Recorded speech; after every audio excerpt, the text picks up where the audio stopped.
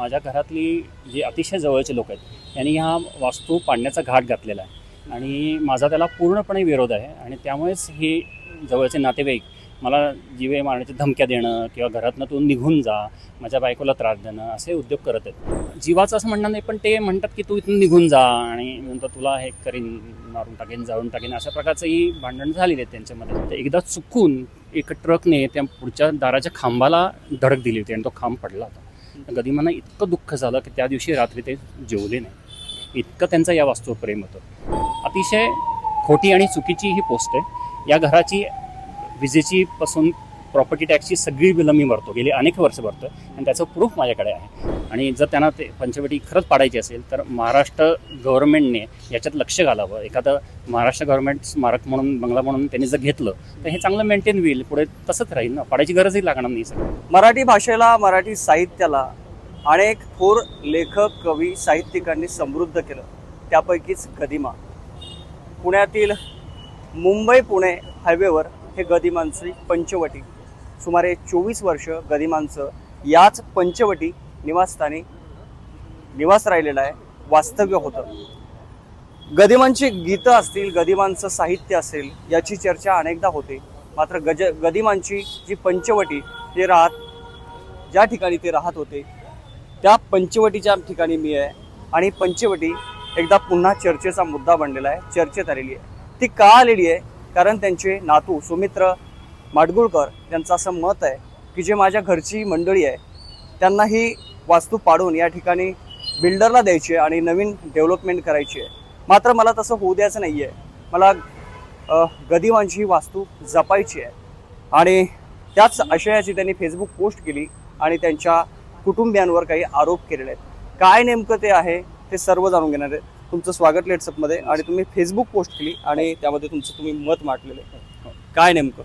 आपण जाणता की आता ही आपण ज्या वास्तूत उभं आहोत ही गदिमांची पवित्र पंचवटी वास्तू आहे. गदिमांनी हे 1953 साली हा बंगला त्यांच्या कष्टाने घेतला. तर आपण जाणता गदिमांचं बालपण अतिशय गरिबीत गेलं आणि 53 सालानंतर गदिमांचं वास्तव्य इकडे होतं. याच वास्तूत गीतरामायणासारखं महाकाव्य जन्माला आलं. गदिमांची गीते, त्यांचं साहित्य ते जन्माला आलं. तर ही वास्तू गदिमा जरी नसले तरी ही पुढच्या पिढीला एक आदर्श वास्तू म्हणून आहे. मी गदिमा स्वतः म्हणायचे की जोपर्यंत ही वास्तू आहे तोपर्यंत माझं अस्तित्व आहे. आजही गदिमांच्यावर लोकांचं तितकंच प्रेम आहे. आम्ही बघतो की बाहेरनं अनेक लोक चपला काढतात आणि घरी वास्तूला नमस्कार करतात. एक माणूस तर असा सांगायला आला होता की मी तुम्हाला सेवा म्हणून हे घर झाडून देतो. इतकं महाराष्ट्रातील लोकांचं अजूनही या वास्तूवर प्रेम आहे.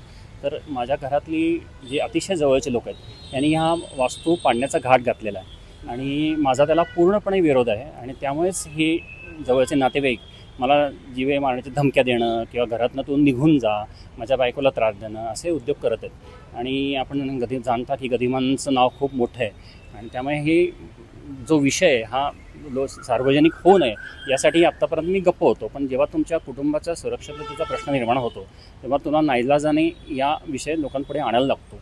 आजही ही लोक अनेक बिल्डर घेऊन येतात, अनेक गुंड प्रवृत्तीची लोक आतमध्ये आणतात, ते परवानगी न घेता आत शिरतात. तर अशा वेळा आमच्या जीवाला धोका निर्माण होतो. उद्या जर आमचा काही घातपात झाला तर ही लोक त्याच्यासाठी तुम्हाला अशी काही कोणी धमकी दिली का? किंवा जीवे मारण्याचं तुम्ही बोलले की आमच्या जीवाला धोका आहे, तर मग तुमच्या कुटुंबातीलच काही सदस्यांनी तुम्हाला? आमच्या कुटुंबातील काही सदस्य जीवाचं असं म्हणणं नाही, पण ते म्हणतात की तू इथून निघून जा आणि नंतर तुला हे करीन, मारून टाकेन, जाळून टाकेन, अशा प्रकारचंही भांडण झालेले आहेत त्यांच्यामध्ये.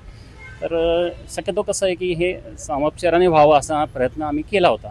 पण आता त्याला वेगळंच वळण लागलेलं आहे की नाही ते असं, म्हणजे ते त्यांना काही करून ही वास्तू पाडायचीच आहे. तुम्ही पोलिसांमध्ये पण गेले होते? हो, आतापर्यंत मी पोलिसांकडे 2 पोलीस कंप्लेंट केलेले आहेत. 1 फेब्रुवारीमध्ये केली होती आणि आज एक केलेली आहे. तर बघू आता त्याच्या पोलीस काय ॲक्शन घेतात ते बघू. काय पोलीस काय बोलले तुम्हाला? पोलिसांनी खूप चांगलं सहकार्य केलं. आधी त्यांचा असा प्रयत्न होता की हे सामोपचाराने व्हावं, म्हणजे त्यांचं असं म्हणणं होतं की हे तुम्ही तुमच्यात मिटवून टाका, तुम्हाला हवं असेल तर आम्ही कंप्लेंट लगेच घेऊ शकतो. तर आम्ही काल एक दिवस मी थांबलो. पण आज तुम्ही बघितलं तर काही नातेवाईकांनी काही माझ्याविरुद्ध पोस्ट टाकल्या. म्हणजे तुम्ही बघितलं असेल तर माझ्या पोस्टमध्ये फक्त एवढाच उल्लेख होता की गदिमांची वास्तू जतन व्हावी. तरीसुद्धा माझं नाव घेऊन तू असं वागला, तसं वागलं, असं हे बोलणं. त्यामुळे नाईलाजाने मला आज पोलीस कंप्लेंट करायला. बरं, या वास्तूचं काय केलं पाहिजे पुढे आता? माझं असं म्हणणं आहे की ही वास्तू अशीच जतन व्हावी. आता आमच्या घरातले लोक असं सांगतात की आमच्यानंतर या घरात राहायला कोणी नाही आहे, पण असं नाही आहे. माझी फॅमिली, मी जन्मापासून इथे राहतो आणि पंचवटीची काळजी घ्यायला आम्ही आहोत इथेच. पंचवटीबद्दल गदिमा कधी बोलले होते का, कधी लिहिलेलं आहे का कुठे संदर्भ? खूप लिहिलं ना, गदिमांचं प्रचंड प्रेम होतं. म्हणजे मी तुम्हाला छोटं उदाहरण सांगतो. माझ्या वडिलांनी इथे शेजारी प्रिंटिंग प्रेस काढला होता आणि त्या प्रिंटिंग प्रेसच्यासाठी मोठ्या मोठ्या ट्रक्स इकडे यायच्या. तर एकदा चुकून एक ट्रकने त्या पुढच्या दाराच्या खांबाला धडक दिली होती आणि तो खांब पडला होता. गदिमांना इतकं दुःख झालं की त्या दिवशी रात्री ते जेवले नाही, इतकं त्यांचं या वास्तूवर प्रेम होतं. आणि मग वडिलांनी ते ठीक करून घेतलं सगळं. त्यामुळे स्वतःच्या कष्टातनं माणसाने ही निर्माण केलेली वास्तू आहे, त्यामुळे तिचं जतन व्हावं एवढंच आमचं म्हणणं आहे. बाकी मला आमचा रोष नाही आहे किंवा असं बाकी तक्रार नाही आहे, पण आम्हाला त्रास देऊ नका. तुम्ही स्वतः आनंद जगा, सुखान जगा, आम्हाला जगू द्या. गदिमांची वास्तू जतन बघा. पण तुम्ही राहता कुठे? आम्ही इथेच राहतो. माझ्या जन्मापासून मी इथेच राहतो. हां, गदिमांच्याच वास्तूत मी राहतो. मी आता उल्लेख केला मगाशी की 24 वर्ष साधारणपणे गदिमा या ठिकाणी राहिलेत, बरोबर? हो, बरोबर. 1953 साली गदिमांनी हा बंगला विकत घेतला. एक पंत बाळेकुंद्री म्हणून प्रस्थ आहेत, म्हणजे खूप मोठे महाराज होते बेळगावचे. तर त्यांची ही ओरिजिनल जागा आणि त्यांच्या शिष्याने, एक ब्रिटिश कॉन्ट्रॅक्टरने याच्यावरती बंगला बांधला होता आणि 1953 साली गदिमांनी तो विकत घेतला. पण 1953 ते गदिमांचं निधन 1977 साली झालं. तोपर्यंत 24 वर्ष गदिमांचं वास्तव्य या वास्तूत होतं आणि त्याच्यानंतर त्यांची मुलं, त्यांची पत्नी आणि आम्ही नातवंड असं या वास्तूत राहतो. तुमच्या आईने पण एक फेसबुक पोस्ट एक व्हायरल होते आणि त्यामध्ये असं म्हटलं की तुम्ही पैसे द्यायचे नाहीत, ड्रेनेज तुंबायचं त्यावेळेस सुद्धा, अशा बऱ्याचशा गोष्टी बोलल्यात. तर त्यावर काय सांगा? अतिशय खोटी आणि चुकीची ही पोस्ट आहे. या घराची विजेची पासून प्रॉपर्टी टॅक्सची सगळी बिलं मी भरतो, गेली अनेक वर्ष भरतो आणि त्याचं प्रूफ माझ्याकडे आहे. त्यामुळे कसं आहे, शेवटी तुम्ही ती आरे म्हणलात, तुम्ही कारे म्हणलात तर वाद वाढत जातो. त्यामुळे तिच्या पोस्टवरती मी काय उत्तर दिलं नाही, पण हे सगळं मी व्यवस्थित ते कॉन्ट्रीब्युशन केलेलं आहे आणि तिथून मला या वास्तूची काळजी.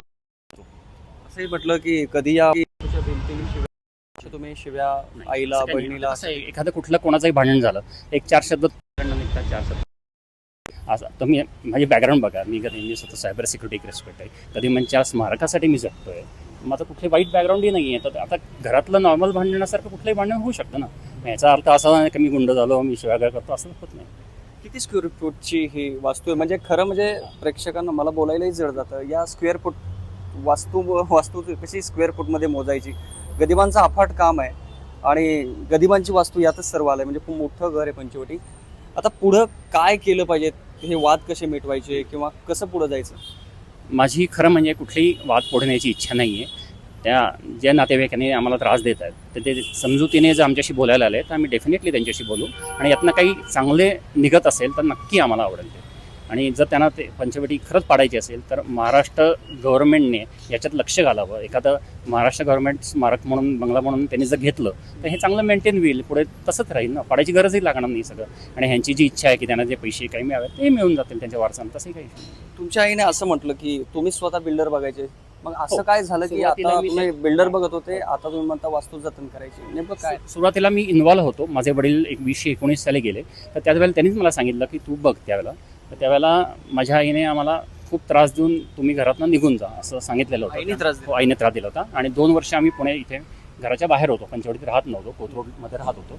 त्याच्यानंतर वडील गेल्यानंतर ती एकटी आहे म्हणून चांगल्या हेतूने आम्ही इथे पंचवटीत परत आलो. तरी पण हे घरगुती वाद आहेत, त्याच्याबद्दल काय ते सांगायचं. आता या पंचवटीला तुमचं कुटुंब राहते, तुम्ही सांगितलं, तर दुसरं कोण सदस्य राहतात? माझे काका खाली राहतात त्याच्यामध्ये, तर त्यांचं इथे वास्तव्य आहे आणि वरच्या मजल्यावरती मी आणि माझी आई आणि माझं कुटुंब असं सगळे आम्ही राहतो एकत्र. मग आता त्यांना काही पैशाची गरज असेल किंवा आर्थिक बाजू त्यांच्या नसतील एवढ्या सक्षम म्हणून त्यांनी हा पर्याय निवडला असेल तर?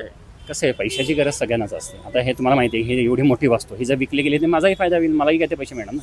पण खरं म्हणजे तसं सांगायचं सगळे सुखी आहेत, कारण तशी काही गरज नाही आहे. पण खरंच त्यांना जर कशाची गरज असेल तर महाराष्ट्र गव्हर्नमेंटने यात करावं ना काहीतरी सगळं. म्हणजे एखाद्या, आता कसं आहे की आम्ही या घरात विश्वस्त म्हणून राहतो आहे, हे महाराष्ट्राचं घर आहे. म्हणजे गदिमांनी जरी ते त्यांच्या वारसांसाठी असलं तरी हे अख्ख्या महाराष्ट्राचं घर आहे. महाराष्ट्राचं प्रेम या घरावर. म्हणजे अनेक लोक आम्हाला संपर्क करतात की आम्हाला यायचं आहे, आम्हाला यायचं आहे. आम्हाला जेव्हा शक्य होतं, आमच्या कामात वेळ मिळतो तेव्हा आम्ही त्यांना आमंत्रित करतो, येतात, आनंदाने येतात. तर परवाच एक 4-5 दिवसापूर्वी 92 वर्षाचे आजोबा आले होते. त्यांची इतकी इच्छा होती की पूर्वी ते आसपास काम करायचं कुठे, तर त्यांच्या काही जुन्या आठवणी होत्या, तर ते परवा भेटायला आले होते. अशी अनेक रसिक येतात घरात. लोकांच्या भावना आहेत की वास्तूविषयी प्रेम आहे लोकांना. लोकांच्या भावना आणि हा लोकांच्या भावना गदिमांबद्दल आहे आणि चांगल्या आहे. पंचवटीबद्दल त्यांच्या अनेक चांगल्या भावना आहेत. मात्र आता जो वाद सुरू आहे ना, यावरून अनेकांना दुःख होत आहे. सोशल मीडियावर तुमच्या देखील फेसबुक पोस्टच्या खाली असेल किंवा इतरांच्या असं बोलतं की असा वाद नका करू, हे आम्हाला चांगलं वाटत नाही, तुम्ही काय जे तुमच्यात मिटून घ्या. तर हा एक तुमच्याकडे पर्याय आहे. तर आमच्या माध्यमातून तुम्ही त्यांना काय मेसेज देणार का तुमच्याकडून? अगदी बरोबर आहे. मला त्यांचं म्हणणं पटतं, 100% पटतं. आणि माझ्याकडनं मी प्रयत्न करीन की हा वाद इथेच थांबावा. फक्त समोरच्या लोकांनी तेवढं सहकार्य करावं, तेवढं बोलावं. तर काय करतात, जेव्हा मी त्यांच्याशी बोलायला जातो तर तेव्हा ते म्हणतात की तुझा काय संबंध, तू बोलू नकोस. अशा प्रकारचं तुमचं ॲटिट्यूड असेल तर तुमचं बोलणं होणारच नाही ना. तर मला काही हे वाद वाढवायची इच्छा नाही आहे. मी समोरच्याने आम्ही हे मिटवू शकतो, पण समोरच्यानी पण तेवढंच एक्स्ट्रीम हात पुढे करावा. एवढं पुढचे जेव्हा बोलतात तेव्हा अहंकाराने बोलतात किंवा चुकीचे शब्द वापरतात. तू नको बघू, तू कोण, हे अशा प्रकारचे उल्लेख करणं त्यांनी टाळावं. कम्युनिकेशन गॅप आहे. अगदी डेफिनेटली आहे सगळे. आणि हे माझे वडील गेल्यानंतर वाढलेली आहे सगळी. तुमच्यात कोणी वाद लावतंय का? असू शकतं, आजच्या काळात काही होऊ शकतं. आहेत म्हणजे काही लोकांवरती संशय आहे. कसं आहे, आता होतं, आता काही गोष्टी अशा, आज कलियुग आहे, कलियुगात अशा गोष्टी घडतात. आणि पण तर तुम्ही त्या लोकांवरच जर विश्वास ठेवलात, स्वतःच्या मुलावरच ठेवला नाही तर काय आपण तरी किती बोलणार त्या गोष्टी. पण हे जे सध्या सुरू आहे त्याचं वाईट तुम्हाला पण वाटतं? अतिशय वाईट वाटतंय. म्हणजे नाही, कोणाला आनंद होईल असं आपल्याच कुटुंबाशी वाद होणं, असं कधीच कोणाला आनंद होणार नाही. आणि इच्छाही नाही माझी करायची. हे सामोपचाराने मिटावं अशी आमची इच्छा आहे, माझ्या कुटुंबाची पण तशीच इच्छा आहे.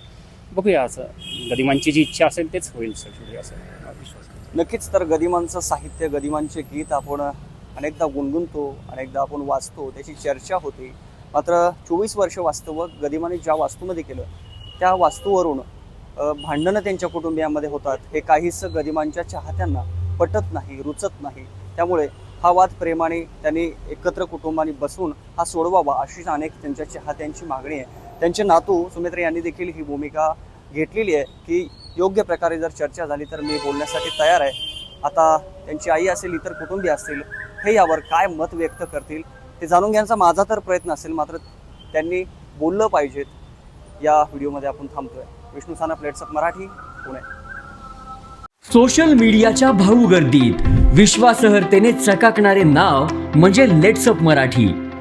सगळ्यांना, सगळ्या नागरिकांना ती स्पीच, ती राईट. लेट्सअप वरील मुलाखती म्हणजे विचारांचा खजिना. त्यानंतरच्या निवडणुकीमध्ये मला सोडून गेले. बातम्या केवळ वस्तुस्थिती सांगणाऱ्या, न प्रोपगंडा, फक्त जनतेचा अजेंडा. क्योंकि आने वाला कल जाने वाला है, जाने वाला कल आने वाला है. राजकारण, मनोरंजन असो की क्रीडा क्षेत्र, महाराष्ट्राची स्पंदने संवेदनशीलतेने टिपणारे माध्यम म्हणजे लेट्सअप मराठी. जगासोबत एक पाऊल पुढे राहण्यासाठी लेट्सअपचे ॲप, सोशल मीडिया आणि वेबसाईट सोबत कनेक्टेड रहा.